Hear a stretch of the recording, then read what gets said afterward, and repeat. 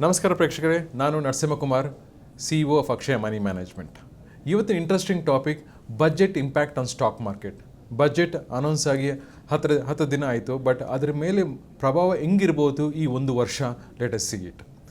So ಇದನ್ನು ಒಂದು ಚಿಕ್ಕ ಕಥೆ ರೂಪದೊಳಗೆ ನಿಮ್ಮ ಮುಂದೆ ಇಡ್ತೀನಿ. So let me address it. ಇವಾಗೆ ರಮಣ ಅನ್ನೋ ಒಬ್ಬ ಸ್ಟೂಡೆಂಟು ಇವಾಗೇ ಜಸ್ಟ್ ಡಿಗ್ರಿ ಪಾಸಾಗಿ ಬಂದಿರ್ತಾನೆ. ಅವನು ವಿಲೇಜ್ಗೆ ಹೋಗಿ ಅವ್ರ ತಂದೆ ತಾಯಿಗೆ ನಾನು ಪಾಸಾಗಿನೇ ಹೇಳಬೇಕು ಅಂತ ಸಂತೋಷದಿಂದ ಅವನು ವಿಲೇಜ್ಗೆ ಹೋಗ್ತಾನೆ. ಅವ್ರ ತಂದೆ ತಾಯಿಗೆ ನಾನು ಫಸ್ಟ್ ಕ್ಲಾಸ್ ಒಳಗೆ ಪಾಸಾಗಿನಿ ಡಿಗ್ರಿ ಅಂತ ಹೇಳಿದರೆ ಅವ್ರು ಭಾರಿ ಖುಷಿ ಪಡ್ತಾರೆ.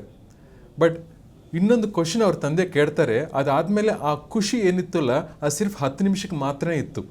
ಆ ಕ್ವಶನ್ ಏನು ಅಂತ ಹೇಳಿದ್ರೆ, ರಮಣ ನಿನಗೆ ಜಾಬ್ ಸಿಗ್ತಾ ಅಂತ ಕೇಳ್ತಾರೆ ಅವ್ರ ತಂದೆ. ರಮಣ ಹೇಳ್ತಾನೆ, ನನಗೆ ಈ ಸಾರಿ ಪ್ಲೇಸ್ಮೆಂಟ್ ಬಂದಿಲ್ಲಪ್ಪ ಅಂತ ಹೇಳ್ತಾನೆ. ಸೊ ಅದು ಯಾಕೆ ಪ್ರಾಬ್ಲಮ್ ಆಯಿತು ಅಂತ ಹೇಳಿದ್ರೆ, ಅವ್ರ ತಂದೆಯವರು 4 ಎಕರೆ ಇರೋ ಫಾರ್ಮರು. ಅವರು ಆ 4 ಎಕರೆನ ಲೋನ್ ಇಟ್ಟು ಆ ಲೋನಿಂದ ಆ 2 ಮಕ್ಕಳನ್ನ ಓದಿಸಿರ್ತಾರೆ. ಸೊ ಇವಾಗ ಜಾಬ್ ಸಿಕ್ಕರೆ ಅದರಿಂದ ಲೋನ್ ತೀರ್ಸೋಣ ಅಂದ್ಕೊಂಡ್ರೆ ಅವನಿಗೆ ಇನ್ನೂ ಜಾಬ್ ಬಂದಿಲ್ಲ. ಅವನಿಗೆ ಅಲ್ಲ, ಅವ್ರ ಅಣ್ಣ ಮಹೇಶ್, ಅವನು 3 ವರ್ಷ ಆಯಿತು BE ಕಂಪ್ಲೀಟ್ ಆಗಿ, ಅವನಿಗೆ ಇಷ್ಟವರೆಗೂ ಪ್ರಾಪರಾಗಿ ಜಾಬ್ ಸಿಕ್ಕಿಲ್ಲ. ಸೊ ಅವನಿಗೆ BE ಮೆಕ್ಯಾನಿಕಲ್, ಆ ಮೆಕ್ಯಾನಿಕಲ್ ಫೀಲ್ಡ್ ಒಳಗೆ ಬೇಕು ಅಂತ ನೋಡ್ತಾ ಇದ್ದ. ಇಷ್ಟವರೆಗೆ ಅವನಿಗೆ ಜಾಬ್ ಸಿಕ್ಕಿಲ್ಲ. ಅಟ್ಲೀಸ್ಟ್ ನಾನು ಒಂದು ಚಿಕ್ಕ ವರ್ಕ್ಶಾಪ್ ಇಟ್ಕೊತೀನಿ, ನನಗೆ 3-4 ಲಕ್ಷ ಕೊಡೋ ಪಾಪ ಅಂತ ಹೇಳಿದ್ರು ಕೂಡ ಅವ್ರ ತಂದೆ ಹತ್ರ ದುಡ್ಡಿದ್ದಿಲ್ಲ. ಸೊ ಹಂಗಾಗಿ ಅವನು ಇಲ್ಲಿ ಅಲ್ಲಿ ಪಾರ್ಟ್ ಟೈಮ್ ಜಾಬ್ ಮಾಡ್ತಾ ಇದ್ದಾನೆ.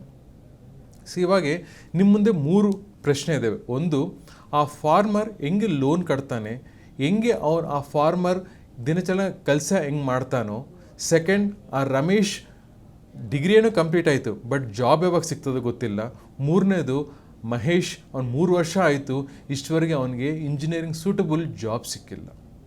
ಸೊ ಈ 3ನ್ನ ಲೆಟ್ ಅಸ್ ಸಿ ಹೆಂಗೆ ಈ ಬಜೆಟು ಅಡ್ರೆಸ್ ಮಾಡಾಯಿತು ಅಂತ. ಇವಾಗ ಈ ಜಾಬ್ ಅನ್ನೋದು ಈ ನಮ್ಮ ಒಂದು ವರ್ಷಕ್ಕೆ ಎವ್ರಿ ವರ್ಷ ಎಷ್ಟೋ ಜನ ಡಿಗ್ರಿ ಪಾಸಾಗಿ ಬರ್ತಾ ಇದ್ದಾರಲ್ಲ, 40-45% ಜನ ಅನ್ಎಂಪ್ಲಾಯ್ಮೆಂಟ್ ಆಗಿ ಇನ್ನೂ ಇಳ್ಕೊಂಡ್ಬಿಡ್ತಾ ಇದ್ದಾರೆ ಇಂಡಿಯಾ ಒಳಗೆ. ಅವ್ರನ್ನೆಲ್ಲ ಅಡ್ರೆಸ್ ಮಾಡೋಕ್ಕೆ first time job employment for the manufacture link scheme ಅಂತಂದಿದ್ದಾರೆ. ಅಂದರೆ ಒಂದು ಫ್ಯಾಕ್ಟ್ರಿ ಫಸ್ಟ್ ಟೈಮ್ ಎಂಪ್ಲಾಯೀಸ್ ಕೊಡ್ತಾ ಇದ್ರೆ ಕಂಪ್ನಿಗೆ ಬೆನಿಫಿಟ್ ಅಂತ ಕೊಡ್ತಾಯಿದ್ರೆ. ಸೊ ಇದರಿಂದ, ಈ ಸ್ಕೀಮಿಂದ 30 ಲಕ್ಷ ಹೊಸ ಹುಡುಗರಿಗೆಲ್ಲ ಜಾಬ್ ಸಿಗ್ತದೆ. ಸೊ ಇದೊಂದು ಬಜೆಟ್ ಒಳಗೆ ಅನೌನ್ಸ್ ಮಾಡಿದ್ದಾರೆ. ಇನ್ನೊಂದು, ಕಮಿಂಗ್ ಟು ದ ಆ ಫಾರ್ಮರ್ಗೆ ಇಷ್ಟವರೆಗೆ 4,000 ರೂಪಾಯಿ ಸಿಗೋದು ಇವಾಗ 8,000 ರೂಪಾಯಿ ಕೊಡ್ತಾ ಇದ್ದಾರೆ ಈ ಬಜೆಟಿಂದ. ಸೊ ಹಂಗಾಗಿ ಅವ್ರ ತಂದೆಗೆ ಇನ್ನೊಂದು ಸ್ವಲ್ಪ ಸೀಡ್ಸ್ ತೊಗೊಂಡು ಫಾರ್ಮಿಂಗ್ ಮಾಡೋಕ್ಕೆ ಈಸಿ ಆಗ್ತದೆ. ಮೂರನೇದು, ಅವರು ಅಣ್ಣ ಮಹೇಶ್ಗೆ ಮುದ್ರಾ ಲೋನ್ಸ್ ಆಲ್ರೆಡಿ ಐತೆ, ಅದನ್ನೇ ಇವಾಗ ಡಬಲ್ ಮಾಡಿದ್ದಾರೆ. ಅಂದರೆ ಇವಾಗ ಎನಿ ಟೈಮ್ ಲೋನ್ ತೊಗೋಬೇಕು ಅಂತ ಹೇಳಿದರೆ obviously they will ask for the ಏನು ಸೆಕ್ಯೂರಿಟಿ ಕೊಡ್ತೀರಂತ. ಇಲ್ಲಿ ಅಪ್ ಟು 90,000ವರೆಗೆ ವಿತೌಟ್ ಸೆಕ್ಯೂರಿಟಿ ಲೋನ್ ಕೊಡ್ತಾರೆ ಗೌರ್ಮೆಂಟು. ಅದಾದಮೇಲೆ ನೀವು ಒಂದು ವೇಳೆ ಚೆನ್ನಾಗಿ ಮಾಡ್ತಾಯಿದ್ರೆ ಆ 90,000 5 ಲಕ್ಷ ಅಂದರೆ 20 ಲಕ್ಷವರೆಗೆ ಆ ಲೋನ್ಸ್ ಕೊಡ್ತಾರೆ. ಸೊ ಇದರಿಂದ ಒಬ್ಬ ಸೆಲ್ಫ್ ಎಂಪ್ಲಾಯ್ ಆಗಿ ಅವನೊಬ್ಬನೇ ಆಗೋದಲ್ಲ, ಅವನೊಂದು 4 ಜನಗೆ ಎಂಪ್ಲಾಯ್ಮೆಂಟು ಕೊಡ್ಬೋದು. ಸೊ ಈ 3 ಪ್ರಾಬ್ಲಮ್ಸ್ಗೆ ಈ ಬಜೆಟ್ ಒಂದು ಸೊಲ್ಯೂಷನ್ ಅಂತ ನಾನು ಹೇಳ್ತಾ ಇದ್ದೀನಿ. ನೀವು ಇನ್ನೊಂದು ಕ್ವಶನ್ ಕೇಳ್ಬೋದು, ಇವಾಗ 30 ಲಕ್ಷ ಜನಗೆ ಸ್ಯಾಲ್ರಿ ಬರ್ತದೆ, ಜಾಬ್ ಬರ್ತದೆ ಅಂತ ಹೇಳ್ತಾ ಇದ್ದೀರಾ, ಬಟ್ ಕೋಟಿಗಟ್ಟಲೆ ಜನಗೆ ಎಂಪ್ಲಾಯ್ಮೆಂಟ್ ಇಲ್ಲ, ಅವ್ರಿಗೆ ಹೆಂಗೆ ಅಂತ ಹೇಳ್ಬೋದು. ಅದಕ್ಕೆ ಪ್ರಧಾನ ಮಂತ್ರಿ ಗ್ರಾಮ ಸಡಕ್ ಯೋಜನಾ ರೋಡ್ಸ್ ಹಾಕ್ತಾಯಿದ್ದಾರೆ. ಸೊ ಎವ್ರಿ ಗ್ರಾಮ್ಗೆ ಒಂದೊಂದು ರೋಡ್ ಹಾಕಬೇಕು ಅನ್ನೋದು ಹೊಸ ಸ್ಕೀಮ್ ತೊಗೊಂಬಂದರೆ. ಅದರಿಂದ 2.3 ಲ್ಯಾಕ್ ಕಿಲೋಮೀಟರ್ಸು ಜಮ್ಮು ಕಾಶ್ಮೀರದಿಂದ ಕನ್ಯಾಕುಮಾರಿಗೆ ರೋಡ್ ಹಾಕ್ತಾಯಿದ್ದಾರೆ. ಇದರಿಂದ ಅಡ್ವಾಂಟೇಜ್ ಏನಂತ ಹೇಳಿದ್ರೆ, ಅಷ್ಟು ಜನಗೆ ಕೂಲಿಕಾರಿಗೆ ಸ್ಯಾಲ್ರೀಸ್ ಬರ್ತದೆ. ಅದಾದಮೇಲೆ ಸೂಪರ್ವೈಸರ್ಸು, ಸಿವಿಲ್ ಇಂಜಿನಿಯರ್ಸ್ಗೂ ಅವ್ರಿಗೆಲ್ಲರಿಗೆ ಈ ಒಂದು ಜಾಬ್ ಆಪರ್ಚುನಿಟಿ ಕ್ರಿಯೇಟ್ ಮಾಡ್ದಂಗೆ ಆಗ್ತದೆ. ಅದೊಂದೇ ಅಲ್ಲ, ಈ ಒಂದು ಇನ್ಫ್ರಾಸ್ಟ್ರಕ್ಚರ್ ಡೆವಲಪ್ ಆಗಬೇಕು ಅಂತ ಹೇಳಿದ್ರೆ ಸಿಮೆಂಟ್ ಇಂಡಸ್ಟ್ರಿ, ಸ್ಟೀಲ್ ಇಂಡಸ್ಟ್ರಿ, ಹಂಗೆ ಎಷ್ಟೋ ಇನ್ಫ್ರಾಸ್ಟ್ರಕ್ಚರ್ಸ್ ಸೆಕ್ಟರ್ಸ್ ಬೂಮ್ ಆಗ್ತವೆ.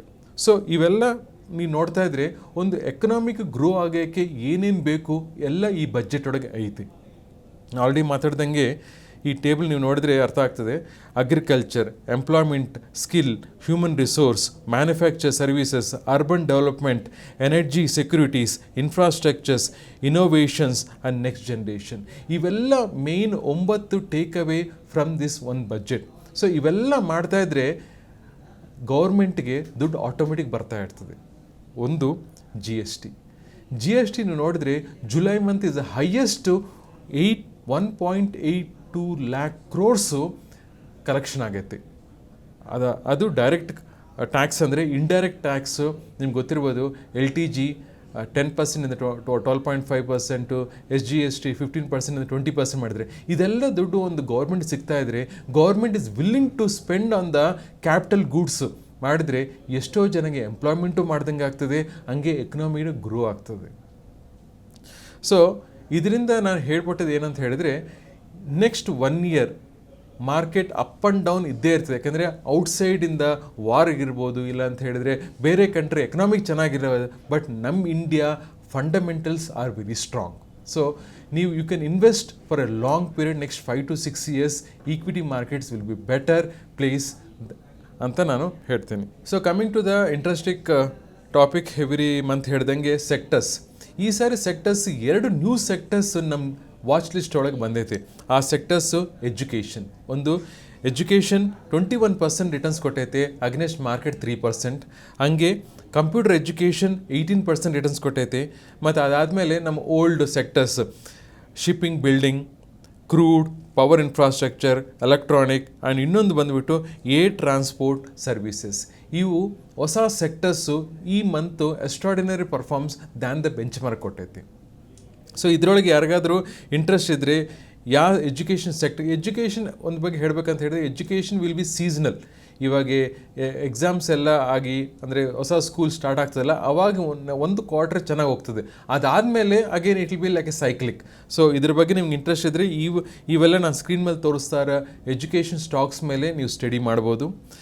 ಹಂಗೆ ಕಂಪ್ಯೂಟರ್ ಎಜುಕೇಷನ್ ಮೇಲೆ the big brands like Zee learning, NIT, computer soft, Aptech, ಈ companies they given almost like 1 ವರ್ಷ ಒಳಗೆ ಒಳ್ಳೆ ರಿಟರ್ನ್ಸ್ ಕೊಟ್ಟೈತೆ. ಮತ್ತು ಕ್ರೂಡ್ ಆಯಿಲ್ ಒಳಗೆ ನಾವು ಆಲ್ರೆಡಿ ಮಾತಾಡ್ದಂಗೆ last time oil in India, Hindustan oil, deep energy, Asian energy, ಇವೆಲ್ಲ ಆಲ್ಮೋಸ್ಟ್ 35% ರಿಟರ್ನ್ಸ್ ಕೊಟ್ಟೈತೆ. ಪವರ್ ಇನ್ಫ್ರಾ ಒಳಗೆ KPI ಗ್ರೀನ್ ಎನರ್ಜಿ, ಇದು ಆಲ್ಮೋಸ್ಟ್ 44% ರಿಟರ್ನ್ಸ್ ಕೊಟ್ಟೈತೆ. ಸೊ ಇವೆಲ್ಲ ನೀವು ನೋಡಿದರೆ ಇದೆಲ್ಲ again it is not a recommendation, any stock ಏನು ರೆಕಮೆಂಡ್ ಮಾಡ್ತಾ ಇಲ್ಲ. ನಿಮ್ಮ ರೆಕಮೆಂಡೇಷನ್ಗೆ ಇದು ಯೂಸ್ ಆಗ್ತದೆ ಫಾರ್ ಯುವರ್ ಇನ್ವೆಸ್ಟ್ಮೆಂಟ್ಸ್. ಸೊ ಇದನ್ನೊಂದು ಸಲ ರಿಸರ್ಚ್ ಮಾಡಿ ನೀವು ಇನ್ವೆಸ್ಟ್ ಮಾಡ್ತೀರಾ ಅಂತ ಅನ್ಕೊತಾ ಇದ್ದೀನಿ. Thank you for watching Vistara channel. More updates, subscribe. ಅನುಕ್ಷಣದ ಸುದ್ದಿಗಳಿಗಾಗಿ Vistara news YouTube channel subscribe ಮಾಡಿ. ಹೊಸ ಸುದ್ದಿಗಳ ನೋಟಿಫಿಕೇಶನ್ಗಾಗಿ ಬೆಲ್ ಐಕಾನ್ ಕ್ಲಿಕ್ ಮಾಡಿ. ಲೇಟೆಸ್ಟ್ ಅಪ್ಡೇಟ್ಸ್ಗಾಗಿ www.vistaranews.com ವೆಬ್ಸೈಟ್ಗೆ ವಿಸಿಟ್ ಮಾಡಿ.